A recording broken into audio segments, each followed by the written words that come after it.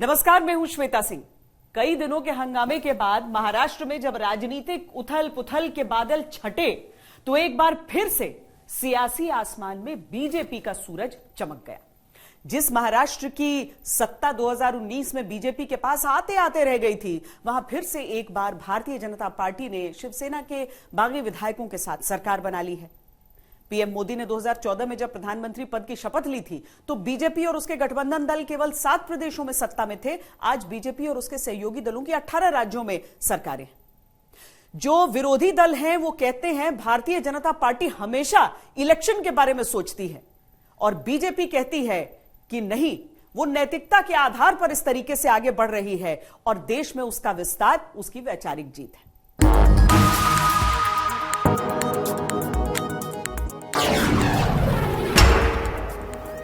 जो प्यादे से वजीर को मात दे वो बीजेपी।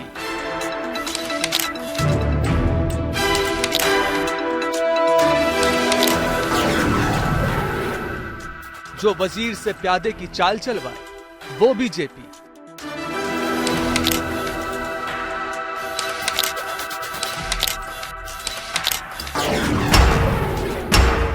जो बीच खेल नियम बदलकर पूरी बाजी पलट दे वो बीजेपी।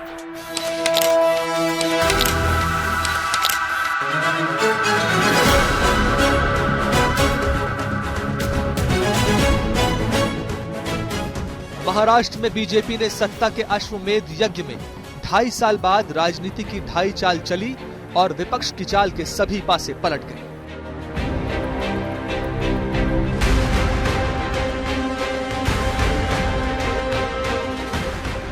न पवार का पावर चला, न पटोले का दम चला, न उद्धव का ठाकरे सरनेम चला। महाअघाड़ी का पोस्टर फटा तो उसमें हीरो बनकर निकले शिंदे, एकनाथ शिंदे।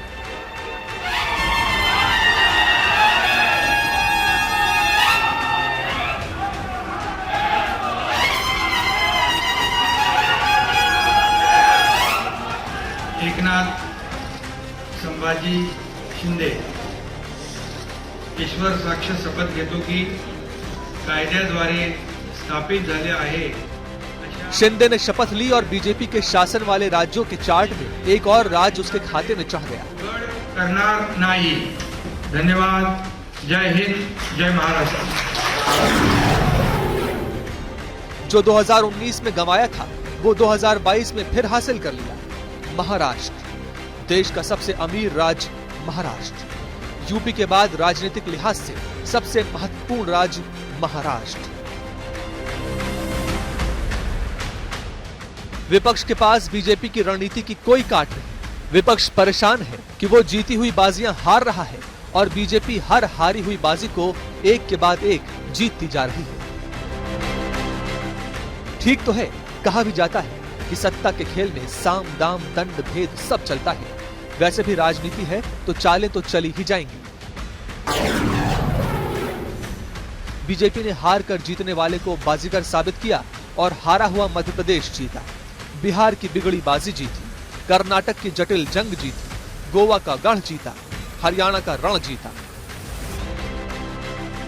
आम चुनाव हो, उपचुनाव हो, पार्षद के स्तर का चुनाव हो या राष्ट्रपति चयन का चुनाव हो, बीजेपी के तरकश में अकाट्य अस्त्र है। विपक्ष चाल सोच नहीं पाता, तब तक बीजेपी खेल जीत लेती है और जहां नहीं जीतती वहां तो जरूर जीतना उसे आता है। विपक्ष हार पर मंथन नहीं कर पाता, बीजेपी अगले राज्य को कैसे जीतें इस चिंतन पर निकल जाती है।